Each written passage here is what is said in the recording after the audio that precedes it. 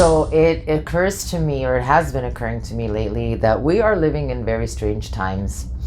I also think that it probably occurred to a lot of people in stranger times than ours, that they were living in strange times. And here's the thing that I've been observing the most.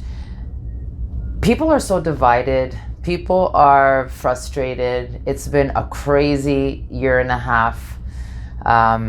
I really don't want to talk about any choices or anything political. That's not what I'm here to talk about. I'm looking at people's reactions. And I believe that life is beautiful. And if it's not, then you need to be looking at how you can make it beautiful. The context that you live your life out of is decisive as to how the outcome of your life is going to be and how it's going to occur to you. What do I mean by that? If you're sitting in a context called in life there shouldn't be problems, and then a problem happens, then you're frustrated, you're upset, you feel like something's wrong with you, something's wrong with other people, something is wrong with the world. How ridiculous is that if you really think about it, that in life there shouldn't be problems? Of course there are problems in life. Even the people that are not up to anything have problems. A couch potato is going to have problems when his remote control runs out of batteries. So everybody has problems sooner or later. Some people look at problems as blessings. They say, or I've heard said, and I believe that obstacles are opportunities in disguise. How many things have happened to you in your life that you then turned around and have opened the biggest doors for you? If your context is that in life there shouldn't be problems, the point is that when there's a problem, you're going to be down, you're going to be upset. Life is about the experience. The circumstance can change on you in a minute. Look what happened to the world in the last year and a half. What about if your context was shifted from in life there shouldn't be problems to in life there are problems? Then what would happen when a problem came up? Well, you'd probably just deal with it. You'd figure it out. Maybe you'd cry for a bit, but sooner or later you would figure out that problem. There wouldn't be the upset of something is wrong here. I think a lot of people are living in that context right now. Yes, there's a lot of injustice. Yes, there's a lot of controversy. Yes, there's a lot of misinformation, misinterpretation, however you want to call it. But guys, let's look at this with perspective. There have been times in history where things have been way worse than what they really are now. Sunday is Thanksgiving, or Monday is Thanksgiving if you're living in Canada and you're watching this remotely close to when I'm recording it. But regardless, I'm thinking of Thanksgiving. I think of these sorts of holidays. I don't like turkey. I don't like mashed potatoes. I don't eat those things. But, not that there's anything wrong with those things. They're great. However, Thanksgiving is a day of giving thanks. It's a day to be grateful for what it is that you have, for the harvest that you have reaped, for reaping what you've sown. And, you know, I look at this and I think this is a context for really how we could look at our lives. There are so many things we could complain about. There really are. Everybody looks at things a different way. There are some people, maybe you're one of them, or maybe you know one of them, wink, wink, nudge, nudge, that complain about everything. Then there are people that don't complain about anything. How is it that we all live in the same exact world, but the experience of it is different for everybody? Well, I think that gratitude is a big part of that.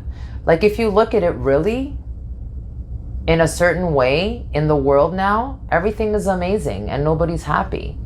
Not every single thing about the world and every single thing about every single thing is good or amazing. But think about it. Little things. I ordered a pair of glasses online. I got them in 3 days. They were way cheaper than what I would have normally paid for them normally. We have access to things now that we didn't have access to before. I was speaking at a convention in Rome this morning from my office here in Vaughan.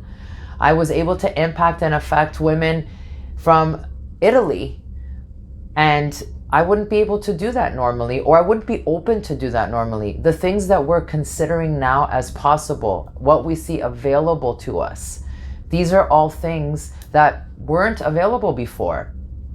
They say that the mother of invention is necessity. Well, we have gotten really, it's been necessary to change a lot of things in our lives. And look at all of the amazing things that are around us. Why do we focus on the things that are not great? You can do that, and there's nothing wrong with that. But here's what I know. When you live your life with an attitude of gratitude, your perspective on everything will shift. They say that when you change the way you look at things, the things you look at change. I hate cliches, but maybe let's take a look at that for a minute. Where can you look in your life right now what are you grateful for? And for those of you who are sitting there going, I have nothing to be grateful for, the fact that you can even say that you have nothing to be grateful for, well, that means you're breathing, that means you're alive, that means you're here. And as long as you're here, and as long as you're breathing, and as long as you're alive, you can make a difference. You can be a victim in your life, or you can be a volunteer to be a victim. There are people with no arms and no legs that are making huge differences in the world. There's people with no arms playing guitar for the Pope. I'm not trying to put a silver lining on the cloud. All I'm trying to say is, at least for a moment, consider what it is that you're grateful for. It's a great practice to take on. You can wake up in the morning and write for 2 things that you're grateful for. You want to be adventurous? Write 10 things that you're grateful for. Do that for 10 days and see if your life changes. See if your perspective changes. We're waiting for the things outside of us to change the way our lives are going.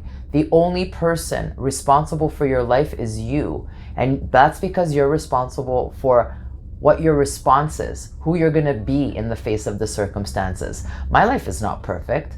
I have a million problems happening right now. Here's what I choose. I'm not going to live my life to suffer. I made that decision when I was in Italy. I'm not going to suffer anymore. Whatever it is that's causing me suffering, I'm going to deal with it. I'm going to get rid of it. I'm going to manage it. I'm going to communicate with it. So I believe that if you are suffering, there's probably somewhere you could look. And if you boiled it right down to the nitty-gritty, there's probably somewhere where you're not being grateful. So take a look and see what it is that you really, really have to be grateful for. And I bet you don't have to look too far. And maybe if you don't already have one of these things, my dream book, with all of my dreams and all of my dreams fulfilled, I have all of these things and all these experiences to be grateful for. And even if you don't have a life full of experiences and a life full of dreams fulfilled, well, guess what? Maybe you can start that, and that'll be something that you can be grateful for. Be grateful today that you are the generator of your life, who you are, and what you have. Just you.